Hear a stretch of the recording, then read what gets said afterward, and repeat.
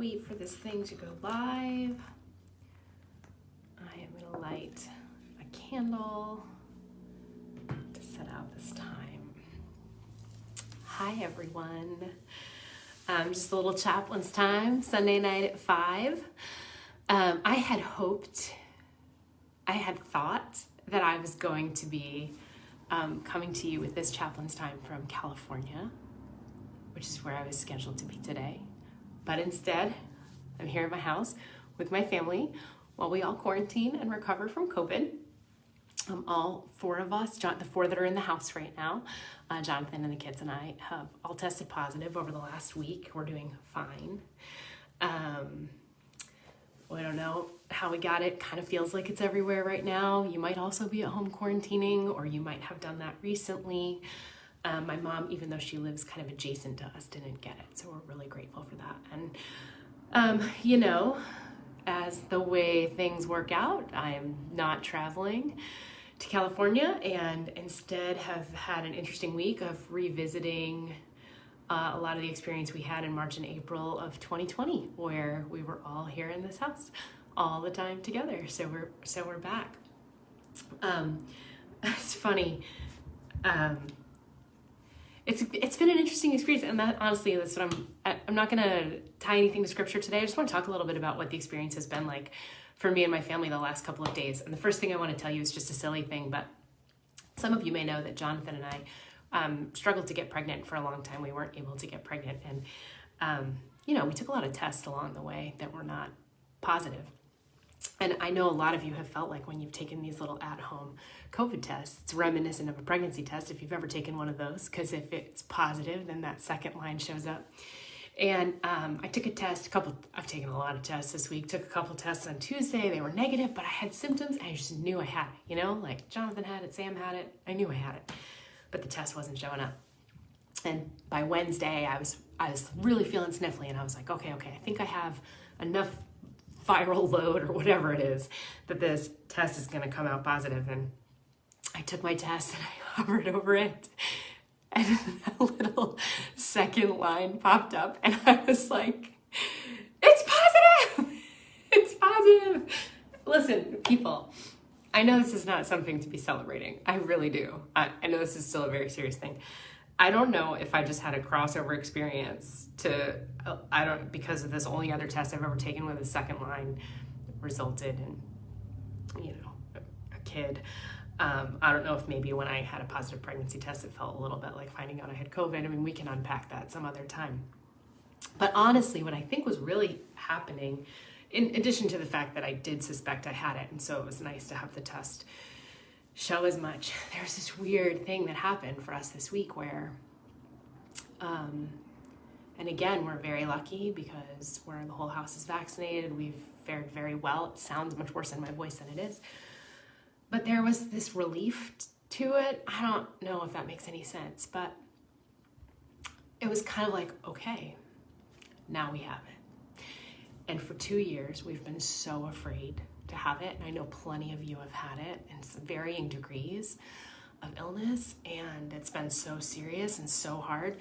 But one of the things that I realized over the last few days was just how exhausting it has been to carry around the fear of getting it, right? And doing the my throat is sore, and I am a little bit sniffly, and oh my gosh, do I have it? And who did I come in contact with? And what? I mean, you all know how this has been, right? I mean, we have all lived this together for 2 years. And it was really interesting. I wanted to just share that with you a little bit because, last week I preached a sermon at our Camp Church on the Move that was, I think we could all agree, kind of a downer. As I just really talked about how hard this has been. I talked about how God comes to us even in those hard moments, and we don't have to work to make miracles happen, that God makes miracles happen in us. But before I got to that part of the sermon, I really spent some time dwelling on just how tough this period of time has been, especially as we've had this other surge almost 2 years after this thing started.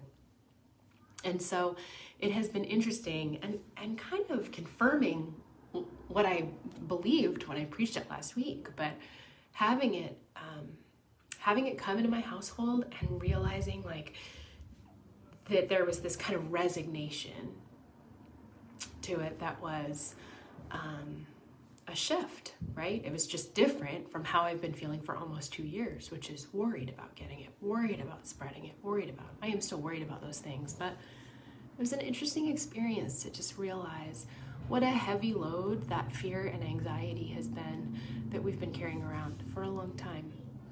And so I just want to mention that first as a way of, I like to keep just acknowledging what we're going through. I think it's, at least it's helpful for me to kind of realize, because I think we are to some degree getting used to it all, you know? And that's the second piece I wanted to share with you a little bit. So one of the things that's been wonderfully different over this past week is that my children that are home with me are now 5 and 7 instead of 3 and 5, which is where we were in March of 2020. And 5 and 7 is very different.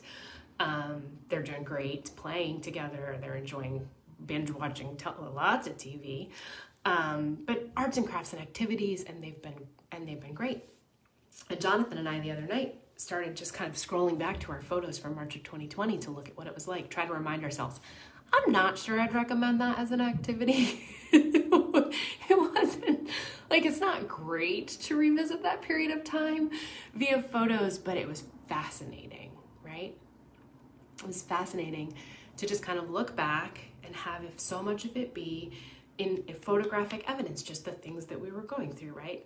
The St. Patrick's Day parade that we recreated at home after they canceled the Newport St. Patrick's Day parade, and the Black Lives Matter protest signs and the pictures of going to some of those protests when that came around in June, and just all of the things that we experienced together, you know, like visits in us in our car and somebody else in their car 10 feet away, trying to talk out the window in an effort to see our friends. But you know, the thing I keep thinking about, it was interesting to reflect on those photos and on that time. And there's part of me that is exhausted and overwhelmed by the fact that we're still canceling trips, quarantining, you know, changing our whole lives for this thing. And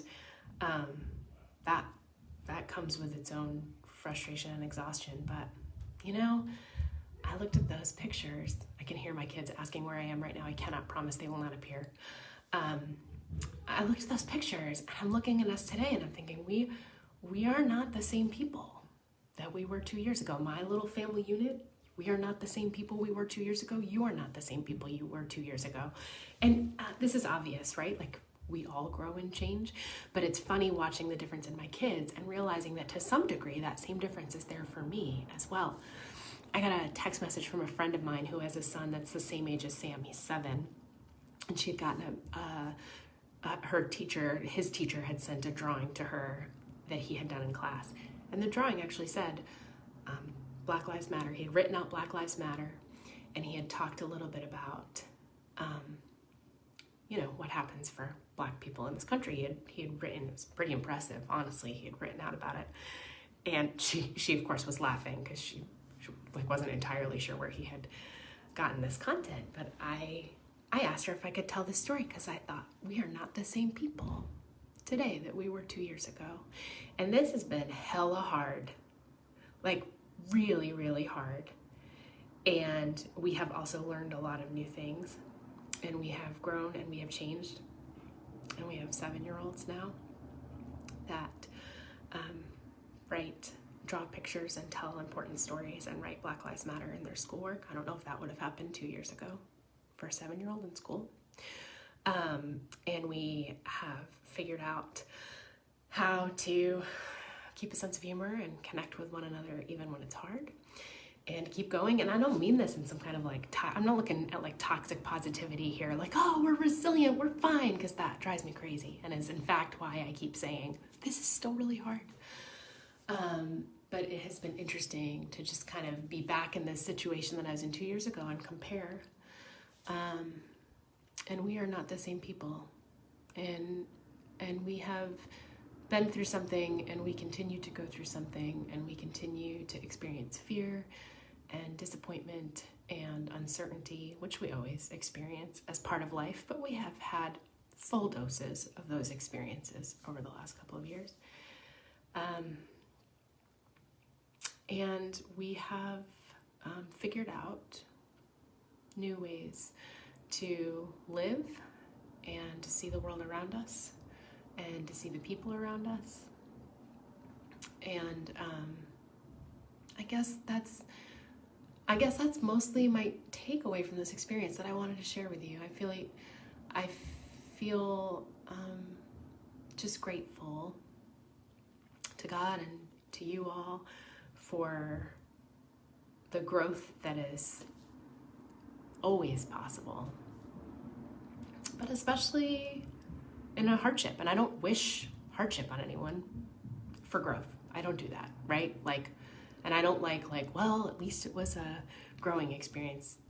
None of that. But to have the opportunity to kind of take a minute and look around and see where we've come and how we've changed, and to recognize the challenges of that, but also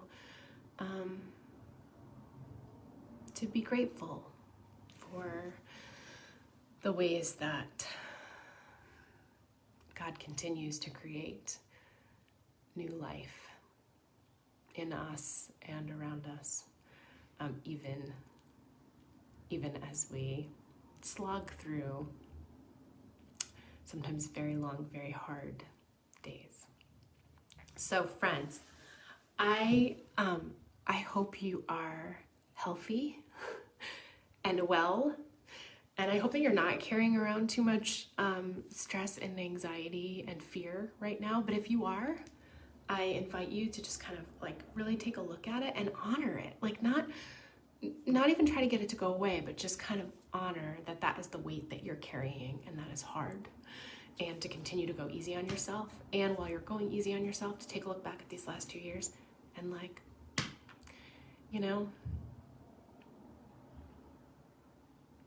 just acknowledge how far we've come and what we have figured out together and how we continue to grow and change. So sending love to all of you tonight. And